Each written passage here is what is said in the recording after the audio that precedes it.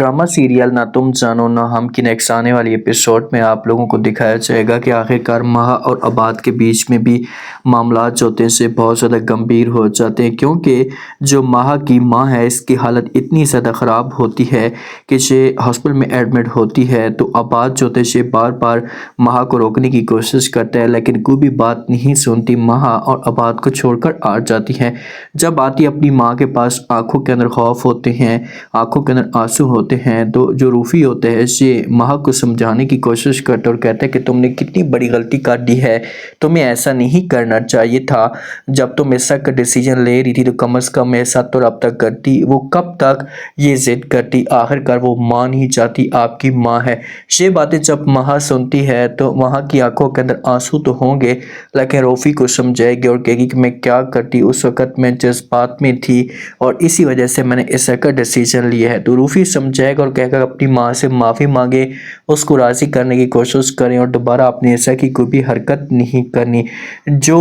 علی کی ماں ہوتی ہے نا، علی کی ماں سارا کا سارا جو بوجھ ہوتا ہے یہ خوشی کے اوپر لگا دیتی ہے، کیونکہ علی کی جو بہن ہوتی ہے یہ بھی اپنی ماں کے ساتھ صحیح طریقے سے بات نہیں کرتی، کوئی بھی بات نہیں مانتی، تو یہ سب کو سمجھتی ہے کہ یہ خوشی کی وجہ سے ہو رہا ہے اور الزام بھی خوشی کے اوپر لگا دیتی ہے۔ علی کو اپنے پاس بلاتی ہے، علی کے ساتھ بات کرتی اور کہتی ہے کہ یہ سب کچھ اس کے شر کی وجہ سے ہوا ہے،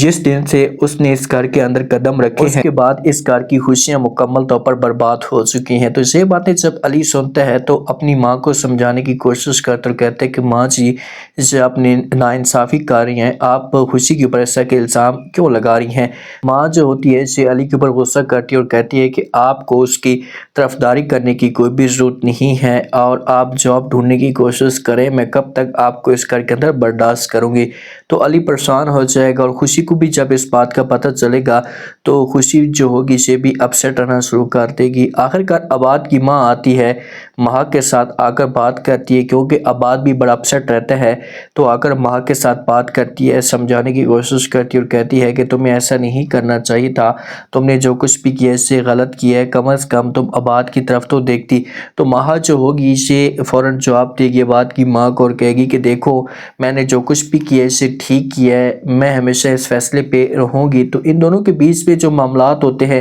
یہ خراب ہو جاتے ہیں۔ تو مہا جو ہوتی ہے اسے دھمکی دیتی ہے عباد کی ماں کو اور کہتی ہے کہ بھئی اگر آپ کو اپنا بیٹا اتنا ہی پیارا ہے، یا آپ لوگوں کو یہ لگتا ہے کہ میں نے غلط کیا، تو پھر آپ اپنے بیٹے کو بولیں کہ وہ مجھے چھوڑ کیوں نہیں دیتا۔ تو عباد کی ماں کو بڑا غصہ آئے گا اور وہاں سے فوراً وہ ناراض ہو کر چلی جائے گی اور جو اپنے ہسبینڈ کے ساتھ بات شیئر کرے گی، اپنے ہسبینڈ کو سب کچھ بتا دے گی کہ بھئی مہا نے ایسا کی بدتمیزی کی ہے اور وہ ضد پہ قائم ہے، وہ اس گھر میں نہیں آنا چاہتی۔ تو والد جو ہوتا ہے یہ بات کرتا ہے عباد کی ماں کے ساتھ، اس سے کہتا ہے کہ پھر خوشی نے جو روفی کے ساتھ شادی نہیں کی یہ بہت ہی اچھا فیصلہ تھا، اگر روفی کے ساتھ شادی ہو جاتی تو شید و خاندان سارا کا سارا ایسا ہی ہے اور خوشی کی زندگی برباد ہو جاتی۔ اب جا کر والد کے جو وہ آنکھیں کھل رہی ہیں کہ خوشی نے جو ڈیسیجن لیا تھا وہ ٹھیک لیا تھا۔ اب دیکھتے ہیں کہ نیکسٹ ایپیسوڈ کے اندر کیا ہوتا ہے، کیا یہ خوشی کو اپنے گھر کے اندر ایکسیپٹ کر پائے گا یا ابھی بھی اسی حساب سے نفرت کرے گا۔ لاسٹ میں آپ لوگوں نے بتانا ہے اور سبسکرائب لاسٹ میں کر دیں۔